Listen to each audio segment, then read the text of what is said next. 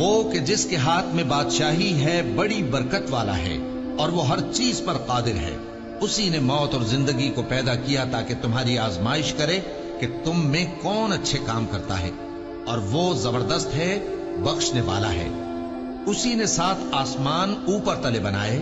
اے دیکھنے والے، کیا تو رحمان کی تخلیق میں کچھ نقص دیکھتا ہے؟ ذرا آنکھ اٹھا کر دیکھ، بھلا تجھ کو آسمان میں کوئی شگاف نظر آتا ہے؟ پھر بار بار نظر کر تو نظر ہر بار تیرے پاس ناکام اور تھک کر لوٹ آئے گی. اور ہم نے قریب کے آسمان کو تاروں کے چراغوں سے زینت دی اور ان کو شیطانوں کے مارنے کا آلہ بنایا، اور ان کے لیے دہکتی آگ کا عذاب تیار کر رکھا ہے. اور جن لوگوں نے اپنے پروردگار سے کفر کیا ان کے لیے جہنم کا عذاب ہے، اور وہ برا ٹھکانہ ہے. جب وہ اس میں ڈالے جائیں گے تو اس کا چیخنا چلانا سنیں گے، اور وہ جوش مار رہی ہوگی گویا مارے جوش کے پھٹ پڑے گی. جب اس میں ان کی کوئی جماعت ڈالی جائے گی تو دوزخ کے داروغہ ان سے پوچھیں گے، کیا تمہارے پاس کوئی خبردار کرنے والا نہیں آیا تھا؟ وہ کہیں گے، کیوں نہیں، ضرور خبردار کرنے والا آیا تھا، بس ہم نے اس کو جھٹلا دیا اور کہا کہ اللہ نے تو کوئی چیز نازل ہی نہیں کی، تم تو بڑی غلطی میں پڑے ہوئے ہو. اور کہیں گے، اگر ہم سنتے یا سمجھتے ہوتے تو دوزخیوں میں نہ ہوتے.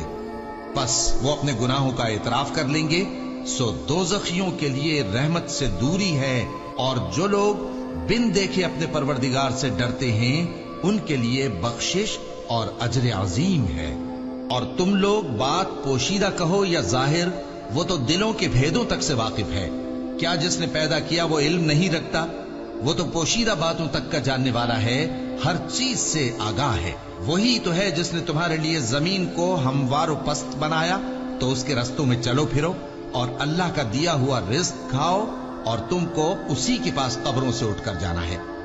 کیا تم اس سے جو آسمان میں ہے بے خوف ہو کہ تم کو زمین میں دھسا دے اور تبھی وہ تھر تھرانے لگے؟ کیا تم اس سے جو آسمان میں ہے نڈر ہو کہ تم پر کنکر بھری ہوا چھوڑ دے؟ سو تم عنقریب جان لوگے کہ میرا ڈرانا کیسا رہا. اور جو لوگ ان سے پہلے تھے انہوں نے بھی جھٹلایا تھا، سو دیکھ لو کہ میرا کیسا عذاب ہوا. کیا انہوں نے اپنے اوپر پرندوں کو نہیں دیکھا جو پروں کو پھیلائے رہتے ہیں اور ان کو سکیڑ بھی لیتے ہیں؟ رحمان کے سوا انہیں کوئی تھام نہیں سکتا، بے شک وہ ہر چیز کو دیکھ رہا ہے. بھلا ایسا کون ہے جو تمہاری فوج بن کر رحمان کے مقابلے میں تمہاری مدد کر سکے؟ کافر تو دھوکے ہی میں ہے. بھلا اگر وہ اپنا رزق بند کر لے تو کون ہے جو تم کو رزق دے سکے؟ لیکن یہ سرکشی اور نفرت میں پھنسے ہوئے ہی. بھلا جو شخص چلتا ہو منہ کے بل اوندھا، وہ زیادہ راہ راست پر ہے یا وہ جو سیدھے رستے پر سیدھا چل رہا ہو؟ کہہ دو، وہی تو ہے جس نے تم کو پیدا کیا اور تمہارے کان اور آنکھیں اور دل بنائے، مگر تم کم ہی احسان مانتے ہو. کہہ دو کہ وہی ہے جس نے تم کو زمین میں پھیلایا اور اسی کے روبرو تم جمع کیے جاؤ گے. اور کافر کہتے ہیں کہ اگر تم سچے ہو تو بتاؤ یہ وعدہ قیامت کا کب پورا ہوگا؟ کہہ دو کہ اس کا علم اللہ ہی کو ہے، اور میں تو کھول کھول کر ڈر سنا دینے والا ہوں. سو جب وہ دیکھ لیں گے کہ وہ عذاب قریب آ گیا تو کافروں کے منہ بگڑ جائیں گے، اور ان سے کہا جائے گا کہ یہ وہی ہے جس کے تم طلبگار تھے. کہو کہ بھلا دیکھو تو، اگر اللہ مجھ کو اور میرے ساتھیوں کو ہلاک کر دے یا ہم پر مہربانی کرے تو کون ہے جو کافروں کو دکھ دینے والے عذاب سے پناہ دے؟ کہہ دو کہ وہ جو رحمان ہے، ہم اسی پر ایمان لائے اور اسی پر بھروسہ رکھتے ہیں. تم کو جلد معلوم ہو جائے گا کہ کھلی گمراہی میں کون پڑا ہے. کہو کہ بھلا دیکھو تو، اگر تمہارا پانی جو تم پیتے ہو اور برتتے ہو خشک ہو جائے تو اللہ کے سوا کون ہے جو تمہارے لیے شفاف پانی کا چشمہ بہا؟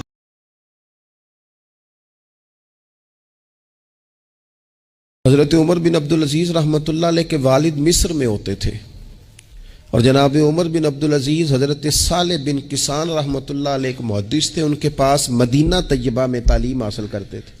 تو آپ نے اپنے استاد صاحب کے پیچھے عصر کی نماز پڑھی تو ایک رکعت آپ کی لیٹ تھی، اٹھ کے آپ نے نماز پوری کی. تو حضرت صالح بن کسان محدث تھے، عالم تھے، حدیث پاک کو جاننے والے. وہ حضرت عمر بن عبدالعزیز سے کہہ رہے ہیں بچپن ہے اور والد مصر میں. انہوں نے پوچھا بیٹا کہاں تھے؟ نماز میں ایک رکعت میں نے دیکھا کہ آپ نے دیر سے نماز پڑھی ہے. تو عرض کرنے لگے میں نا حضور کنگھی کر رہا تھا. بعض بچے آئینے کے سامنے کھڑے رہتے ہیں پھر بڑی بڑی دیر ہی کھڑے رہتے ہیں. کنگھی کر رہا تھا تو ذرا دیر ہو گئی. حضرت صالح بن کیسان رحمۃ اللہ علیہ نے ان کے والد کو مصر میں خط لکھا. فرمانے لگے جوانی بھی ہے، موقع بھی ہے، فرصت بھی ہے، اور ابھی بھی آپ کا بیٹا جماعت سے نماز نہیں پڑھتا. مصر میں خط گیا. آج جب میں نے پوچھا ہے تو اس نے کہا میں کنگھی کر رہا تھا. اتنے معمولی سے کام کے لیے اس نے تکبیر اولیٰ چھوڑ دی. اب وہاں مصر میں بیٹھے والد نے یہ نہیں کہا کہ مولوی صاحب آہستہ آہستہ ٹھیک ہو جائے گا، آپ کو کیا ہو گیا ہے، کوئی بات ہے کرنے والی. انہوں نے وہاں سے گھوڑے پہ بندہ دوڑایا. بندہ مدینہ طیبہ آیا. اس نے کہا جاتے ہی عمر بن عبدالعزیز کو لے جانا حجام کے پاس اور اس کے سارے بال اتروا دینا، اور اسے کہنا پتر جن بالوں کی وجہ سے نماز رہ جائے ان بالوں کو سر پہ نہیں رہنا چاہیے. تیری جماعت کی رکعت رہ گئی پتر، اتنا بڑا کام، اللہ کے حضور حاضری کا موقع تھا. پھر اس کا ریزلٹ کیا نکلا؟ حضرت عمر بن عبدالعزیز بادشاہ بنے. 39 سال عمر میں انہوں نے پوری امت کو خیر سے بھر دیا. حشام بن عبد الملک کے بھی 11 بیٹے تھے، جناب عمر بن عبدالعزیز کے بھی 11 بیٹے تھے. حشام جب دنیا سے گیا تو ہر بیٹے کو 10 لاکھ دینار آئے، اور جناب عمر بن عبدالعزیز جب دنیا سے گئے تو 11 بیٹے تھے اور 6 دینار تھے. اور جاتی دفعہ کہنے لگے پتر اپنے باپ پہ شکوہ نہ کرنا، تمہارا باپ بزدل تھا. 2 رستے تھے، یا تو میں اپنے لیے جہنم کٹھی کرتا اور تمہارے لیے جائیداد بناتا، لیکن میں بزدل تھا، دوزخ سے ڈر گیا، میں جائیداد نہیں بنا سکا، اپنے باپ کو معاف کر دینا. تو بچے کہنے لگے ابا جی ہم جس گلی سے گزرتے ہیں لوگ اٹھ کے کھڑے ہو جاتے ہیں کہ نیک باپ کی اولاد جا رہی ہے، اچھے باپ کے بچے جا رہے ہیں، ہمیں کوئی ضرورت نہیں جائیدادوں کی. وہ شخص جو یہ بیان کرتا ہے نا کہ 6 دینار چھوڑ گئے تھے، وہ کچھ کفن دفن پہ لگ گئے، کچھ اور کسی کام لگ گئے، 6 دینار کل بچے بچوں کے پاس، 11 بیٹوں کے پاس. لیکن وہ شخص کہتا ہے وہ جو 10 لاکھ دینار حشام بن عبد الملک کے بچوں کو آئے تھے، وہ مسجدوں کے سامنے بھیک مانگا کرتے تھے. کیونکہ جب بچوں کو بنا اس طرح کا دیا گیا کہ کھانے میں پینے میں موج میں اڑا دیا مال، اور یہ جو 6 دینار 11 بیٹوں کو دے کے گیا، رب نے اتنی برکت دی کہ ایک ایک بیٹا ایک ایک وقت میں 100 گھوڑے مال کے بھرے ہوئے رب کے رستے میں خیرات فرمایا کرتے. اصل دولت اولاد ہے، اصل دولت اس کا اخلاق ہے، اصل دولت اولاد کی اخلاقی تربیت ہے. ایسا نہ ہو کہ مال کمانے کے چکر میں اصل دولت سے ہاتھ دھو بیٹھے، ایسا نہ ہو کہ بینک پیسوں سے بھر جائے اور ہماری اولاد ہاتھوں سے نکل جائے. ایسا نہ ہو کہ ہم نے یاروں کو ٹائم دے دے کے تو بڑی دور نکل گئے ہم، لیکن ہمارے بچے کے ذہن میں چند سوالات تھے، ہم انہیں مطمئن نہیں کر سکے. ہم نے نوکروں کے ذمہ ڈال دیا، فلانے کے ذمہ ڈال دیا، چچا کے ذمہ ڈال دیا، وقت نہیں دیا، ٹائم نہیں دیا.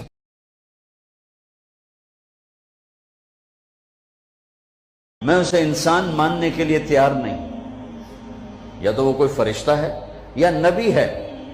نہ نبی آ سکتا ہے نہ ہم فرشتے ہیں، وہ انسان ہی نہیں جس سے خطا نہ ہو.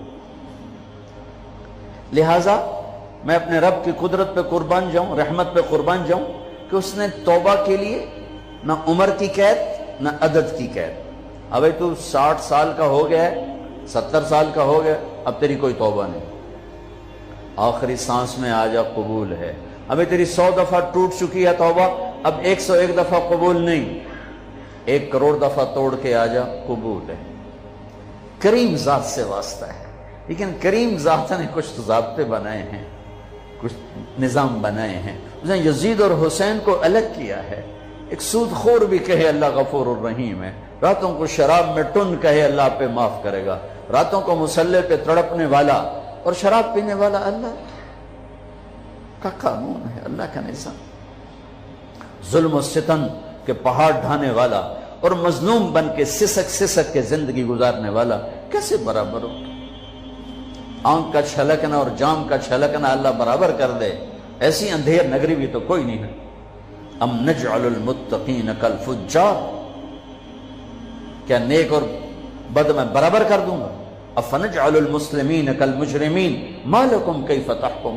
इसलिए भाई बहनों, मामला बहुत आसान है अगर तौबा हो जाए, और जब गुनाह हो फिर तौबा हो जाए, जब गुनाह हो फिर तौबा हो जाए तो मामला आसान है।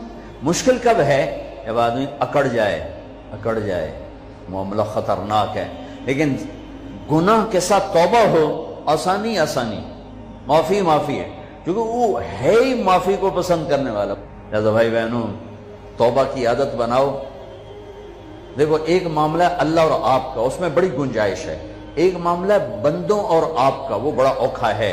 अल्लाह के वास्ते किसी के ऐब ना देखो, किसी की पगड़ी ना उछालो, किसी को बेइज्जत ना करो, किसी की कमियां ना पकड़ो, किसी पे तबसरे ना करो।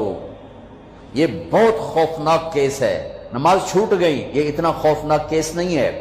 रोजा छूट गया, हज छूट गया, खौफनाक है, लेकिन ये डायरेक्ट अल्लाह के साथ है, जब चाहे माफ कर दो। लेकिन मेरा और आसिफ का जो मामला है, मेरा और सरदार साहब का जो मामला है, मेरा और आपका जो मामला है, ये बहुत खौफनाक है। इसमें कसा हुआ कानून है कि किसी को हकीर न जानो। ईसा अलैहिस्सलाम गुजर रहे थे अपने साथियों का, एक डाकू ऊपर बैठा था पहाड़ पर, चोटी पर। फलस्तीन में छोटे छोटे पहाड़ हैं, बड़े नहीं। तो उसकी नजर पड़ी, नूर नबूवत देखा, तो उसको नदामत हुई। उसने कहा, यार लानत है तेरी जिंदगी, सारी जिंदगी डाकियां गुजारती, चल तौबा करते इस नेक नबी दा साथ दे। उन्होंने कहा, अल्लाह मेरी पिछली माफ कर। मैं आ गया, नीचे उतरा, साथ हो लिया। ईसा अलैहिस्सलाम का एक सहाबी साथ जा रहा है। सहाबी, हर उम्मत का सबसे आला शख्स वो होता है जिसने नबी का फैज पाया हो। ये डाकू, ये सहाबी।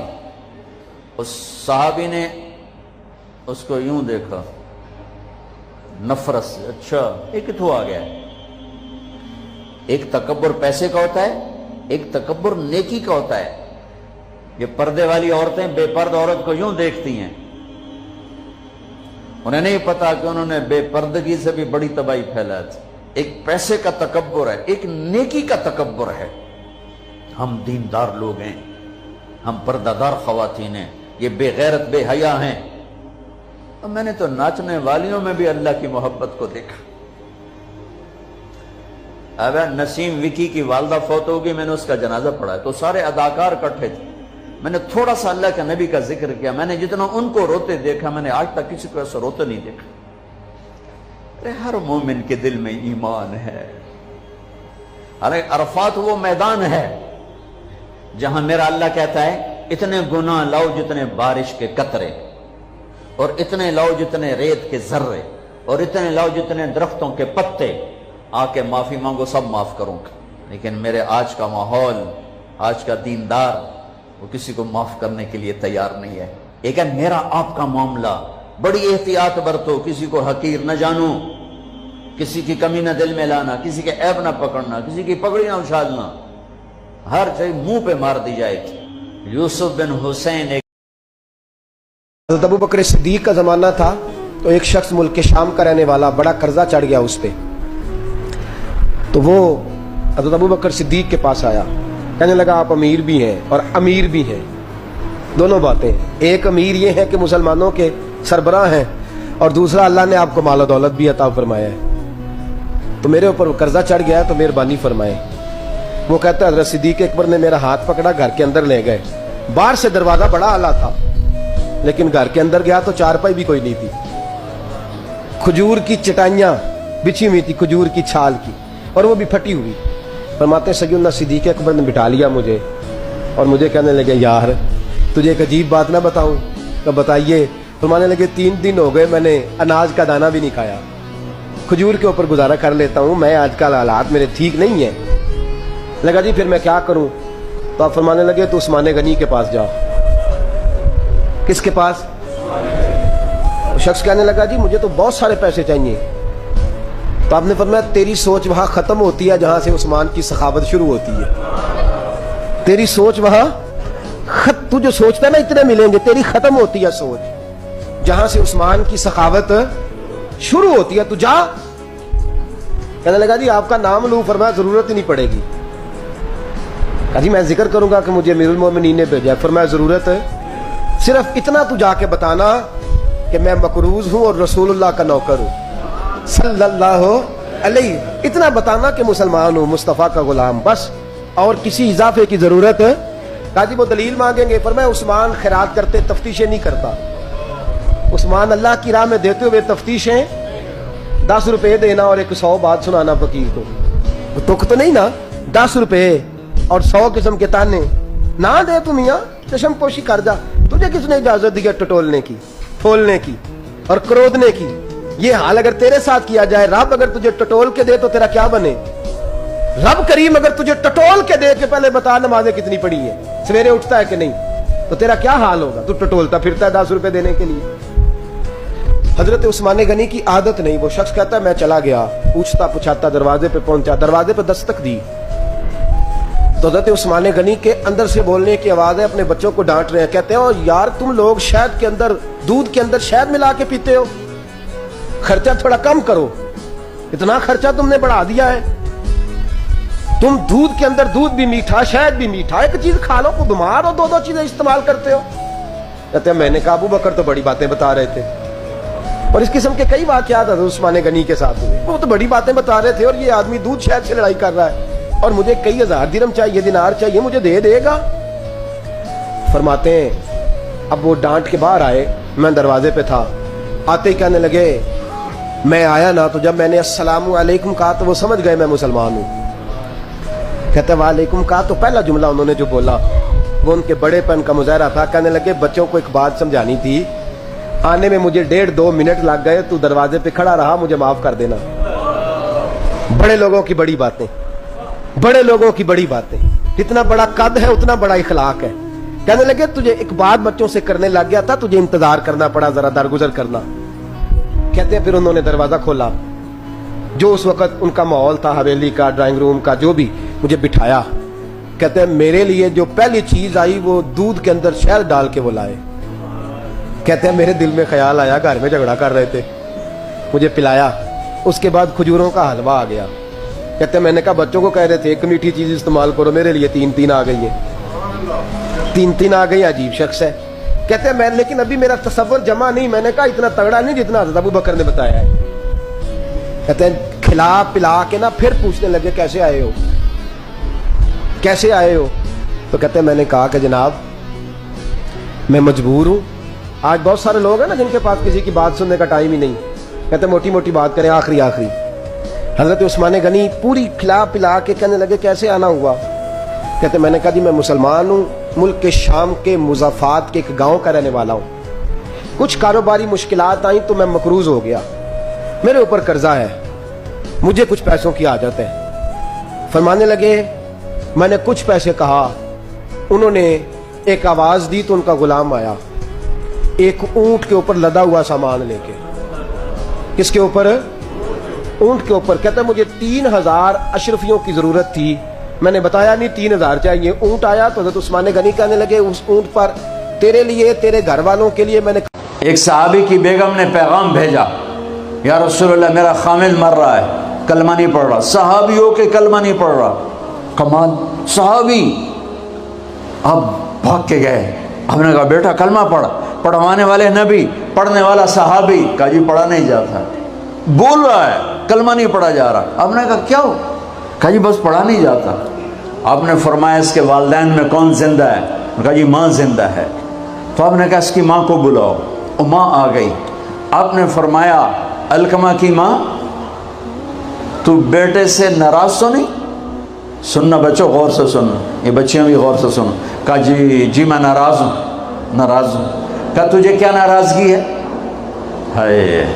کہ یا رسول اللہ مجھے اس کے دین کا کوئی گلہ نہیں ہے، بہت نیک بچہ ہے، راتوں کو اٹھ کے تہجد پڑھتا ہے، نفلوں میں کھڑے ہو کے قرآن پڑھتا ہے، دن میں روزے رکھتا ہے، لیکن بس مجھ سے جب بولتا ہے تو بدتمیز ہو کے بولتا ہے، میرا دل چیر کے رکھ دیتا ہے جب مجھ سے بات کرتا ہے. بس مجھے اس کا دکھ درد ہے. آج تو ماؤں کی پٹائیاں کرتی ہے اولاد، وہاں صرف زبان کی تیزی، زبان کا لہجہ روکھا، کہ یا رسول اللہ بہت بدتمیز ہو کے بولتا ہے. آپ نے فرمایا معاف کرو گی؟ کہ جی نہیں چاہتا. آپ نے فرمایا میں آگ لگاؤں تو سفارش کرو گی؟ کہا جی آگ میں تو نہیں دیکھ سکتی، سفارش کروں گی. آپ نے فرمایا اگر تو نے معاف نہ کیا تو یہ مرتے ہی اللہ کی آگ میں جلے گا. اس کو صحابی ہونا بھی جہنم سے نہیں کوئی بچا سکتا، حالانکہ قرآن کہتا کُلًّا وعد اللہ الحسنى، اے میرے نبی میرا وعدہ ہے تیرے تمام صحابہ جنتی ہیں. لیکن میرے نبی نے کہا سن لے، تو نے معاف نہ کیا تو یہ سیدھا اللہ کی آگ میں جائے گا. سفارش کرتے ہو، معاف کرتے ہو؟ کہا جی میں اب معاف کرتی ہوں. آپ نے کہا بیٹا لا الہ الا اللہ کہے. اس نے کہا لا الہ الا اللہ اور جان نکل گئی. آپ نے اس کا جنازہ پڑھایا، اس کے دفن میں شریک ہوئے اور پھر اعلان کیا اس کی قبر پہ کھڑے ہو کر جس نے ماں باپ کو دکھ دیا اس پہ اللہ کی لعنت، اس پہ فرشتوں کی لعنت، اس پہ زمین آسمان کی لعنت. ان کی نہ نماز قبول ہے، نہ روزہ قبول ہے، نہ صدقہ قبول ہے. یہ ناکام انسان کی شکل ہے. بچوں یہ ہونے والا ہے، اللہ کی قسم کچھ تیاری کر کے مرنا ہے. اللہ آپ کو بڑے عہدے دے، بڑی ڈگریاں دے، بڑے کاروبار دے. ہماری تو خوشی ہوگی ہماری نسل پروان چڑھے، عزتوں کی بلندیاں چوٹیاں طے کرے، پر جب تک اچھے انسان نہیں بنو گے نہ دنیا تمہاری ہے نہ آخرت تمہاری ہے. اور اچھے انسان کا معیار ہے میرے نبی پاک صلی اللہ علیہ وسلم کی مبارک پاکیزہ زندگی. اس کے بغیر کوئی انسان نہیں ہے جس کے اندر غلامی مصطفیٰ نہیں، غلامی محمد نہیں، عشق محمد نہیں، عشق رسول نہیں، جس کے اندر میرے نبی کا اتباع نہیں، وہ انسان کہلانے کے قابل نہیں ہے. اب ایک آدمی یوں ہو گیا، اس کی نیکیاں ایسے ہو گئیں تو اللہ کا اعلان ہوگا کامیاب ہو گیا، کامیاب ہو گیا. اسے جنت کے جوڑے پہناؤ، اسے جنت کا تاج پہناؤ. یہ جائے گا، یہ 5 فٹ کے قدم ہے، 6 فٹ کے قدم ہے. لیکن جب اللہ کہے گا کامیاب ہو گیا تو جنت کا جو ہائٹ ہے وہ 5 فٹ نہیں ہے. جنت کی ہائٹ 130 فٹ ہے. اللہ نے ہمیں جو بنایا، ہمارے باپ آدم کو جو بنایا اور ہماری اماں حوا کو جو بنایا 130 فٹ. آپ سب بچے شاید جانتے ہوں گے یوسف علیہ السلام کو، یہ بچیاں بھی جانتی ہوں گی، یوسف علیہ السلام کو اللہ نے سب سے حسین بنایا، سب سے خوبصورت یوسف علیہ السلام. یہ بات بہت کم لوگوں کو معلوم ہوگی. سب سے حسین عورت حضرت حوا تھی، ہماری دادی حوا. سب سے حسین عورت، سب سے حسین عورت، ایسی حسین آج تک نہ ہوئی نہ ہوگی. دونوں کا قد 130 فٹ تھا. یہ ٹائم کے ساتھ ہم گھس کے نا یہ چھوٹے ہو گئے. ہمارے پنجاب میں قوم مراسی بڑے نازک ہوتے ہیں. ذمہ دار نے مراسی سے کہا میرے گھوڑے کی مالش کر. مراسی نے اپنی مالش کبھی نہیں کی تھی، گھوڑے کی کہاں سے کرتا. وہ خیر بیچارہ شروع ہو گیا. ذمہ دار گھر گیا، مراسی سو گیا. چور گھوڑا لے گئے. جب صبح اس کی آنکھ کھلی اس نے دیکھا گھوڑا تو ہے ہی نہیں. بسم اللہ الرحمن الرحیم. محترم ناظرین السلام علیکم. میں آج اس ویڈیو میں حضرت خضر علیہ السلام کا واقعہ بیان کروں گی. ناظرین ویڈیو میں آگے بڑھنے سے پہلے اگر آپ نے ابھی تک اس چینل کو سبسکرائب نہیں کیا یا آپ اس چینل پر نئے ہیں تو ہمارے چینل اسلامک ٹاکس کو سبسکرائب کریں تاکہ آنے والی تمام ویڈیوز آپ تک پہنچ سکیں. ناظرین ایک مرتبہ حضرت خضر علیہ السلام دریا کے کنارے بیٹھے تھے. اتنے میں کسی سائل نے آ کر ان سے سوال کیا کہ میں آپ سے اللہ کے واسطے سوال کرتا ہوں، مجھے عنایت فرمائیے. یہ سن کر حضرت خضر علیہ السلام پر بے ہوشی طاری ہو گئی. جب کچھ ہوش ہوا تو فرمانے لگے بھائی میں تو صرف اپنی جان اور مال کا مالک ہوں. تم نے مجھ سے اللہ کے واسطے سوال کیا ہے، لہٰذا میں اپنی جان اور ذات تمہارے حوالے کرتا ہوں. تم جس طرح چاہو اس کو استعمال میں لاؤ، بازار میں فروخت کر کے اس کی قیمت سے فائدہ اٹھاؤ. چنانچہ سائل ان کو بازار لے گیا اور ایک شخص سائمہ کے ہاتھ ان کو فروخت کر دیا. یہ سائمہ خرید کر ان کو اپنے گھر لے گیا، جس کی پشت پر اس کا ایک باغ تھا۔ چنانچہ سائمہ نے حضرت خضر علیہ السلام کو ایک کدال دے کر کہا کہ سامنے والا پہاڑ جو 3 مربع میل رقبے میں واقع تھا، اس کی مٹی کاٹ کاٹ کر باغ میں ڈال دو، اور یہ حکم دے کر سائمہ اپنی کسی ضرورت سے کہیں چلا گیا، اور حضرت خضر علیہ السلام اس پہاڑ سے مٹی کاٹ کاٹ کر باغ میں ڈالنے لگے۔ جب سائمہ گھر واپس آیا تو اس نے گھر والوں سے دریافت کیا کہ کیا تم نے غلام کو کھانا بھی کھلایا ہے یا نہیں؟ گھر والوں نے جواب دیا کہ ہمیں معلوم ہی نہیں غلام کہاں ہے۔ یہ سن کر جب سائمہ خود کھانا لے کر باغ میں آیا تو اس نے دیکھا کہ وہ غلام یعنی حضرت خضر علیہ السلام تمام پہاڑ کی مٹی کاٹ کر ڈال چکے تھے اور اپنے کام سے فارغ ہو کر اپنے مولا حقیقی کی عبادت میں مصروف تھے۔ یہ دیکھ کر ان کو بڑا تعجب ہوا اور اس نے دریافت کیا، یہ تو بتائیے کہ آپ کون ہیں؟ یہ بات سن کر حضرت خضر علیہ السلام پر کچھ بے ہوشی سی طاری ہو گئی، اور پھر فاقہ ہونے پر انہوں نے فرمایا کہ بھائی میں خضر ہوں، جس کو سن کر سائمہ کے ہوش اڑ گئے۔ تو تو نے یہ کیا کیا؟ ان کو غلام بنا کر ایسے کام پر لگایا، یہ تو انتہائی گستاخی ہے۔ پھر یہ سوچنے کے بعد سائمہ نے توبہ کی اور پروردگار سے عذر خواہی کے ساتھ حضرت خضر علیہ السلام کو آزاد کر دیا، اور اللہ کی بارگاہ میں عرض کیا کہ اے رب العالمین، مجھ سے اس کا مواخذہ نہ کیجیے گا، کیونکہ میں ان کو جانتا نہیں تھا۔ اس کے بعد حضرت خضر علیہ السلام نے دعا فرمائی اور سجدہ شکر بجا لائے کہ اے میرے پروردگار، میں تیرے ہی حق میں غلام بنا اور تیرے ہی حق میں آزاد ہوا، اس پر تیرا شکر گزار ہوں۔ بعد ازاں واپسی کی اجازت لے کر جب دریا پر واپس آئے تو دیکھا ایک شخص کھڑا دعا مانگ رہا ہے، کیا میرے رب حضرت خضر علیہ السلام کو غلامی سے رہائی عطا فرما دے اور ان کی توبہ قبول فرما لے۔ حضرت خضر علیہ السلام نے یہ دیکھ کر اس شخص سے دریافت کیا کہ آخر تو کون ہے؟ تو شخص نے بتایا کہ میں تو شازون ہوں، آپ کون ہیں؟ انہوں نے فرمایا کہ میں خضر ہوں۔ اس کے بعد شازون نے کہا، اے خضر علیہ السلام، آپ نے اپنے رہنے کے لیے مکان بنا کر دنیا طلب کی ہے، کیونکہ حضرت خضر علیہ السلام کا دریا کے کنارے پر ایک عبادت خانہ تھا۔ بس یہ سن کر وہ فوراً میدان میں نکل آئے اور وہیں اللہ کی عبادت میں مصروف ہو گئے۔ اس کے بعد حضرت خضر علیہ السلام نے اسی جگہ پر ایک درخت لگایا اور اس کے سائے میں عبادت شروع کر دی۔ تو آواز آئی، اے خضر، جب تم نے درخت کے سائے میں سجدہ کیا تو تم نے دنیا کو آخرت پر ترجیح دی۔ پھر فرمان ہوا، مجھے اپنی عزت اور جلال کی قسم ہے، مجھے دنیا کی محبت میں رضامندی نہیں ہے۔ اس کے بعد حضرت خضر علیہ السلام نے شازون فرشتے سے کہا کہ اے شازون، دعا کرو کہ اللہ تعالیٰ میری توبہ قبول فرمائے۔ چنانچہ شازون نے دعا کی اور اللہ نے شازون کی برکت سے حضرت خضر علیہ السلام کی توبہ کو قبول فرمایا۔ خدا کے برگزیدہ بندے اسی حالت میں رہتے ہیں جو اللہ کو منظور ہو۔ بے شک ہماری فلاح بھی اسی میں ہے کہ زندگی کے ہر موڑ پر آنے والے ہر بیچ و غم میں ہم راضی رہیں۔ اللہ تعالیٰ کی چاہت کو اللہ کا حکم ہوا، جنت سے اتر جاؤ، تم آپس میں ایک دوسرے کے دشمن ہوگے اور تمہارے واسطے زمین میں رہنے کی جگہ ہے اور ایک وقت تک نفع حاصل کرنا ہے۔ تم وہیں زندگی بسر کرو گے اور وہیں مرو گے اور وہیں سے دوبارہ نکالے جاؤ گے۔ اور اس سے قبل ہم نے آدم سے ایک عہد لیا تھا مگر وہ بھول گئے اور ہم نے ان میں کوئی عزم نہیں پایا۔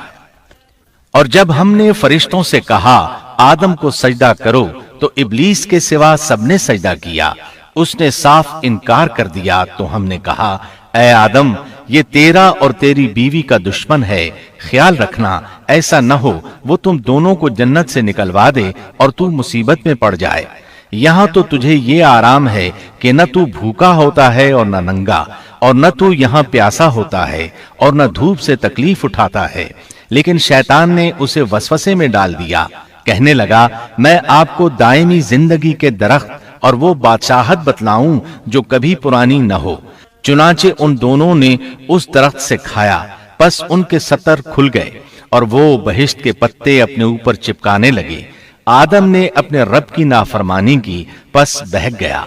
फिर उसके रब ने नवाजा, उसकी तरफ तवज्जो फरमाई और उसकी रहनुमाई की। हुक्म हुआ, तुम दोनों यहां से उतर जाओ, तुम आपस में एक दूसरे के दुश्मन हो।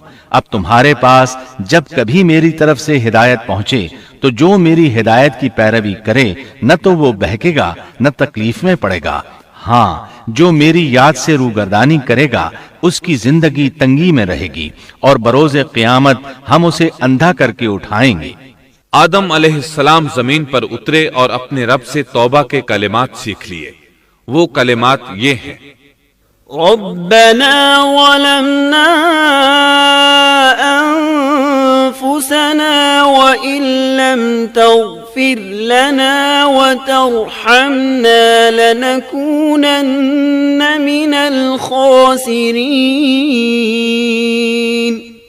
ऐ हमारे रब, हमने अपना नुकसान किया और अगर तूने हम पर मग़फ़िरत और रहमत न फरमाई तो हम खसारा उठाने वालों में से हो जाएंगे। आदम अलैहिस्सलाम जमीन पर उतरे और उनके साथ हव्वा अलैहिस्सलाम भी उतरी और उनके साथ ही इब्लीस को भी उतारा गया।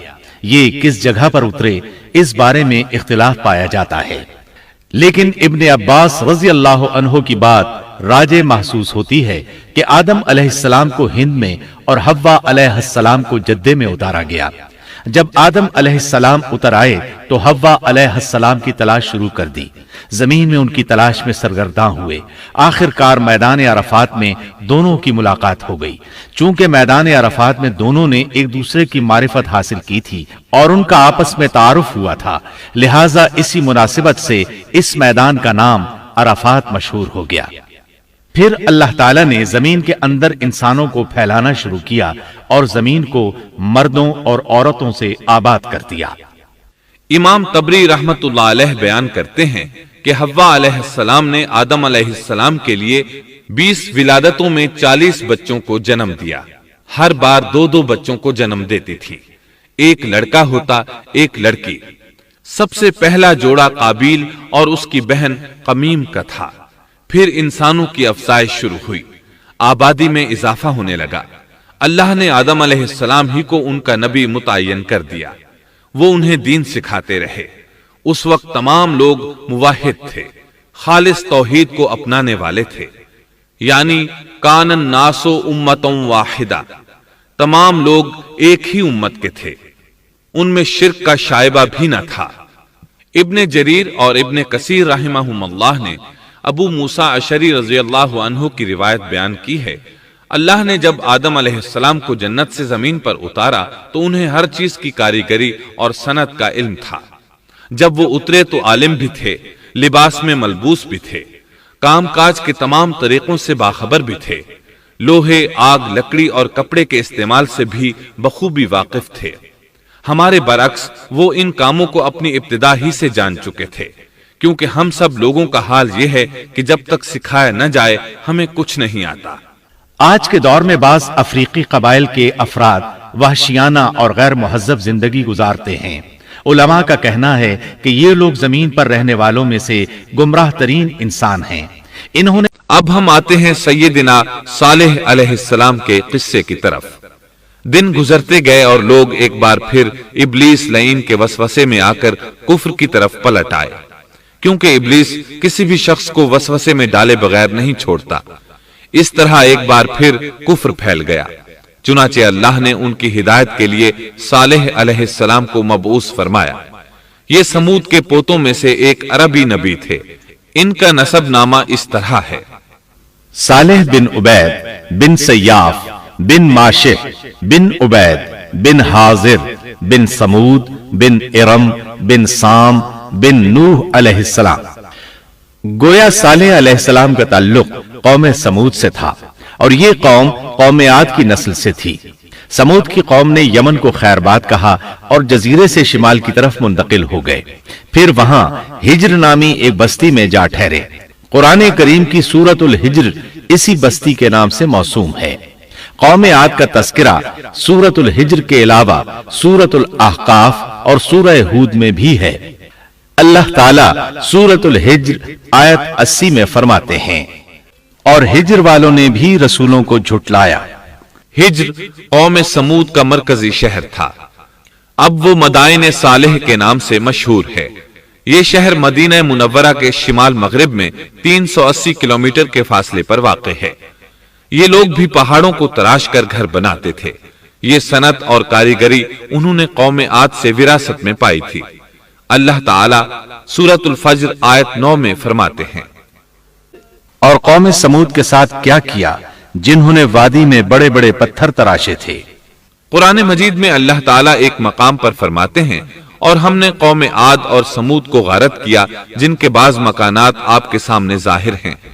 ان کے مکانات ان کی تباہی سے لے کر اب تک موجود ہیں۔ شام کے راستے میں خیبر، تیما سے تبوک تک قوم سمود کے آثار پائے جاتے ہیں۔ یہ لوگ کس طرح پتھر تراش تراش کر گھر بناتے تھے، اللہ تعالیٰ نے سورۃ الاعراف آیت 74 میں اس کا ذکر کیا ہے۔ اس وقت کو یاد کرو جب اللہ تعالیٰ نے تمہیں قوم عاد کے بعد جانشین بنایا اور تمہیں زمین پر رہنے کا ٹھکانہ دیا کہ نرم زمین پر محل بناتے ہو اور پہاڑوں کو تراش تراش کر ان میں گھر بناتے ہو، سو اللہ کی نعمتوں کو یاد کرو اور زمین میں فساد مت پھیلاؤ۔ یہ آیت ان کی طاقت، جسم کی صلاحیت اور ماہر فن ہونے پر دلیل ہے۔ پہاڑوں کو تراشنا دراصل قوم عاد کی عادت تھی۔ یہ بھی چونکہ انہی سے تھے، اس لیے وراثت میں یہ کام انہیں بھی آ گیا تھا۔ جس طرح اللہ نے عاد کو اپنی نعمتوں سے نوازا تھا، اسی طرح سمود کو ان سے بڑھ کر نعمتیں دی تھیں۔ اللہ تعالیٰ صالح علیہ السلام کی زبانی ان سے فرماتے ہیں، اے قوم سمود، کیا تمہیں ان چیزوں میں بے فکری سے رہنے دیا جائے گا، یعنی باغات، چشموں، کھیتوں اور کھجوروں میں جن کا خوشہ ملائم ہے، اور تم پہاڑوں کو تراش کر پرتکلف گھر بناتے ہو، پس اللہ سے ڈرو اور میرا کہنا مانو۔ لیکن ان لوگوں نے ہر طرح سے قوم عاد کی پیروی کی، نصیحت پکڑنے کی بجائے بتوں کی عبادت شروع کر دی۔ اللہ نے ان کے درمیان صالح علیہ السلام کو مبعوث فرمایا۔ آپ نبوت ملنے سے پہلے بھی عقل مند اور علم والے تھے، باعزت گھرانے سے تعلق رکھتے تھے، اپنے معاملات میں لوگ ان سے مشورے لیتے تھے، لہٰذا انہیں ایک خاص مقام حاصل تھا۔ لیکن جب آپ نے انہیں ایک اللہ پر ایمان لانے، اس کے سوا کسی کی عبادت نہ کرنے کی دعوت دی تو ان کا ساتھ چھوڑ گئے۔ جواب میں ان سے کہنے لگے، اے صالح، اس سے پہلے تو ہم تجھ سے بہت کچھ امیدیں لگائے ہوئے تھے۔ مطلب یہ کہ پہلے تو ہمارے نزدیک آپ کا بہت مرتبہ تھا، مقام تھا، ہمیں آپ سے بہت امیدیں تھیں، لیکن آپ نے تو یہ باتیں کہہ کر ہماری ساری امیدوں پر پانی پھیر دیا۔ ان کے اس جواب کے باوجود صالح علیہ السلام انہیں اللہ کی طرف بلاتے رہے اور ان سے کہتے رہے، اے میری قوم، اللہ کی عبادت کرو، اس کے سوا تمہارا کوئی معبود نہیں۔ تمام انبیاء کی اپنی اپنی قوم کو یہی دعوت تھی کہ اے لوگو، اللہ کی عبادت کرو، اسی نے تمہیں زمین سے پیدا کیا ہے، اسی نے تمہیں زمین میں آباد کیا ہے، اس سے معافی طلب کرو، یقیناً میرا رب قریب ہے اور دعاؤں کو قبول کرنے والا ہے۔ اے میری قوم، تم نیکی سے پہلے برائی کی جلدی کر رہے ہو، اللہ سے معافی کیوں نہیں مانگتے کہ تم پر رحم کیا جائے؟ اللہ سے ڈرو، میری اطاعت کرو، حد سے گزر جانے والے بے باک لوگوں کی اطاعت سے باز آؤ، وہ ملک میں فساد پھیلا رہے ہیں اور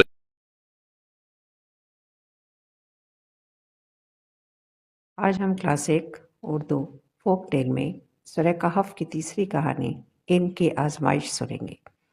اس سے پہلے سورہ کہف کی 2 کہانیاں ایمان کی آزمائش اور مال کی آزمائش آپ سن چکے ہیں۔ ایک مرتبہ حضرت موسیٰ علیہ السلام سے کسی نے پوچھا، زمین پر سب سے زیادہ علم کس کے پاس ہے؟ حضرت موسیٰ علیہ السلام نے جواب دیا، میرے پاس۔ یہ جواب انہوں نے اس وجہ سے دیا کیونکہ وہ اللہ کے نبی تھے اور یہ سمجھتے تھے کہ ان سے زیادہ علم کسی کے پاس نہیں ہو سکتا۔ لیکن اللہ تعالیٰ نے حضرت موسیٰ علیہ السلام پہ وحی فرمائی کہ ایک بندہ ایسا بھی ہے جس کے پاس وہ علم ہے جو موسیٰ علیہ السلام کے پاس نہیں۔ اللہ تعالیٰ نے انہیں حضرت خضر علیہ السلام کے پاس بھیجنے کا حکم دیا تاکہ وہ ان سے سیکھ سکیں اور علم کے معاملے میں عاجزی اختیار کرنا سیکھیں۔ حضرت موسیٰ علیہ السلام اپنے شاگرد حضرت یوشع بن نون کے ساتھ سفر پہ نکلے۔